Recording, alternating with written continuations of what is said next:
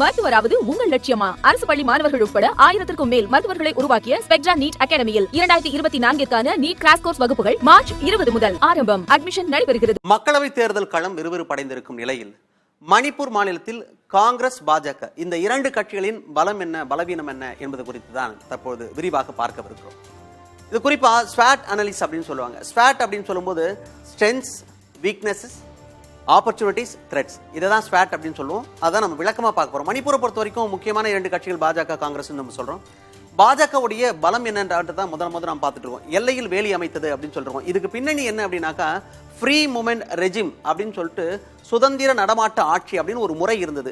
அதாவது மியான்மர்ல இருந்து ரொம்ப எளிதாக மணிப்பூருக்குள்ள வர முடியும். அப்படி வருகின்ற நபர்களால தான் மிகப்பெரிய அளவுக்கு இனக்கலவரம் நடக்குது அப்படின்னு சொன்னதுனால இந்த பாஜக என்ன பண்ணாங்கன்னா அந்த ஃப்ரீ மூவ்மெண்ட் ரெஜிம் இருக்கு இல்லையா, அதை வந்து ரத்து செய்யறாங்க. ரத்து செஞ்சது மட்டும் இல்லாம எல்லை பகுதியில் யாரும் உள்ளே வந்துவிடக் கூடாது என்பதற்காக வேலி அமைக்கிறாங்க. இந்த செயல் பாஜகவுக்கு பலமாக பார்க்கப்படுகிறது. அடுத்ததாக 3000 விவசாயிகளுக்கு நஷ்டஈடு கொடுத்ததா இருக்கு. இதோட பின்னணி என்ன அப்படின்னாக்கா இனக்கலவரம் பெரிய அளவுக்கு நடந்துட்டு இருக்கும்போது 5000 ஹெக்டேர் பரப்பளவுக்கு மேல விவசாய பணிகளை மேற்கொள்ள முடியாம விவசாயிகள் மிகப்பெரிய அளவுக்கு கஷ்டப்பட்டாங்க. அப்போ மணிப்பூர் மாநிலத்தில் இருக்கிற வேளாண் துறையோட ஆணையர் என்ன பண்றாரு, விவசாயிகள் பாதிக்கப்பட்டாங்க, நீங்க உதவி செய்யணும்னு சொல்லி மத்திய அரசுக்கு கடிதம் அனுப்புறாங்க. மத்திய அரசாங்கம் விவசாயிகளுக்காக நிதி ஒதுக்குறாங்க. அந்த நிதியை வச்சுட்டு 3400க்கும் மேற்பட்ட விவசாயிகளுக்கு பாஜக நஷ்டஈடு கொடுத்தாங்க. இது பாஜகவுக்கு பலமாக பார்க்கப்படுகிறது. அடுத்ததாக காங்கிரஸ்க்கு என்ன பலம் அப்படின்றத திரையில பார்க்கிறோம். மக்களை பாதுகாக்காதது காங்கிரசுக்கு சாதகம். அதாவது இந்த இனக்கலவரத்தின் போது மணிப்பூர்ல 200க்கும் மேற்பட்டவர்கள் கொல்லப்பட்டார்கள். பாஜக ஆட்சியில் இது நடந்ததுனால காங்கிரசுக்கு இது பலமாக பார்க்கப்படுகிறது. அடுத்து ராகுல் காந்தியோட ஜோடோ யாத்திரா. நம்ம எல்லாருக்குமே தெரியும், இனக்கலவரம் நடக்கும் போதே மணிப்பூருக்கு சென்று அங்க இருக்கிற மக்களை சந்தித்தார் ராகுல் காந்தி அப்படின்றது காங்கிரசுக்கு பலம். இன்னொரு முக்கியமான விஷயம், தன்னுடைய 2வது கட்ட நடைப்பயணத்தை மணிப்பூர்ல இருந்து அவர் தொடங்குறார். அது காங்கிரசுக்கு பலமாக பார்க்கப்படுது. இதெல்லாம் பலமா பார்த்தோம். பலவீனம் என்ன அப்படின்றதான் இப்ப நம்ம பார்க்க போறோம் திரையில. இது பாஜகவுடைய பலவீனம் என்ன? வன்முறைக்கு எதிராக குரல் தராத பாஜக எம்பி. ஒட்டுமொத்தமாகவே மணிப்பூர்ல 2 மக்களவை தொகுதிகள் மட்டும்தான் இருக்கு. அதுல ஒரு மக்களவை உறுப்பினர் பாஜகவை சேர்ந்தவர், இன்னொருத்தவங்க நாகா பீப்புள்ஸ் ஃப்ரண்ட் அப்படிங்கிற ஒரு கட்சியை சேர்ந்தவர்.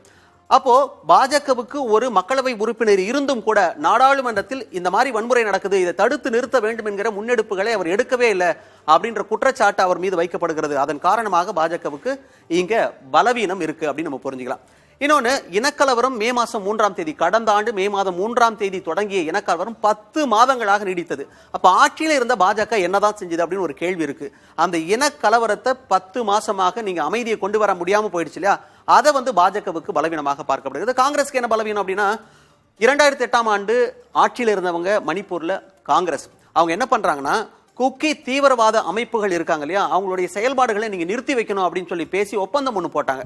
ஆனா குக்கி இனத்தை சேர்ந்த ஒரு பிரிவினரை என்ன சொல்றாங்கன்னா, இந்த இயக்கம் தான் எங்களை காப்பாற்றுற இயக்கம், அவங்கள செயல்படாம தடுக்கிறது எந்த விதத்தில் நியாயம் அப்படின்னு எதிர்ப்பு குரல் எழுப்பினாங்க. அந்த ஒப்பந்தம் நிலுவையில் இருக்கு. அதன் காரணமாக காங்கிரசுக்கு அந்த ஒப்பந்தம் தான் பலவீனமாக பார்க்கப்படுகிறது.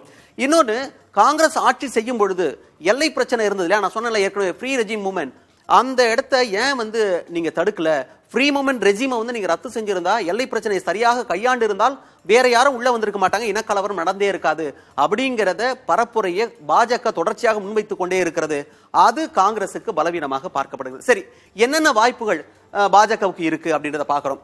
காங்கிரசுக்கு வலுவான வேட்பாளர் இல்லை அப்படிங்கிறது தான் இவங்களுக்கு இருக்கிற மிகப்பெரிய அளவுக்கான வாய்ப்பு. அதே மாதிரி காங்கிரசுக்கான வாய்ப்பு என்ன அப்படின்னு பார்க்கிறோம். இனக்குழு மோதலை தடுக்காதது. இவங்க என்ன சொல்றாங்கன்னா, ஏற்கனவே நான் சொன்ன மாதிரி ஆரம்ப கட்டத்திலே இதை வந்து தடுத்திருக்கணும், அதுக்காக வேலிகளை அமைச்சிருக்கணும், அந்த ஃப்ரீ மூவ்மெண்ட் ரெஜிம் இருக்குல்ல அதெல்லாம் முன்னெடுத்திருக்கணும், அதை செய்யாம விட்டுட்டாங்க. அதுதான் இது வந்து பாஜகவுக்கு வாய்ப்பாக இருக்கு. மேல நம்ம பார்க்கிறோம், காங்கிரசுக்கு வலுவான வேட்பாளர் இல்லை என்றது பாஜகவுக்கு வாய்ப்பு, காங்கிரசுக்கான வாய்ப்பு அப்படின்றத நம்ம கீழே பார்த்திருக்கோம். அடுத்ததாக என்னென்ன அச்சுறுத்தல் இருக்கு அப்படின்றத இப்ப நம்ம திரையில பார்க்கிறோம். இப்போ வரைக்கும் அமைதியா இருக்கு, ஓரளவுக்கு குறைஞ்சிருக்கு. களத்தில் இருக்கிற செய்தியாளர் பாலவெற்றிவேல் நம்ம கொடுத்திருந்தாரு. இப்போ ஓரளவுக்கு, அதாவது இப்போ கூட நமக்கு வந்து சிக்கல் இருக்கு, ஆனாலும் கூட பரவாயில்ல, கொஞ்சம் தணிஞ்சிருக்குன்னு சொன்னாரு.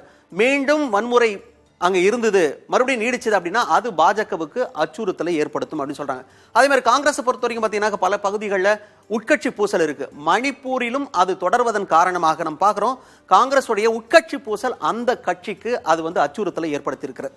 இதுதான் மணிப்பூர்ல பாஜக காங்கிரஸுக்கான நிலவரம். மருத்துவராவது உங்கள் லட்சியமா? அரசு பள்ளி மாணவர்கள் உட்பட 1000க்கும் மேல் மருத்துவர்களை உருவாக்கிய ஸ்பெக்ட்ரா நீட் அகாடமியில் 2024க்கான நீட் கிராஷ் கோர்ஸ் வகுப்புகள் மார்ச் 20 முதல் ஆரம்பம். அட்மிஷன் நடைபெறுகிறது.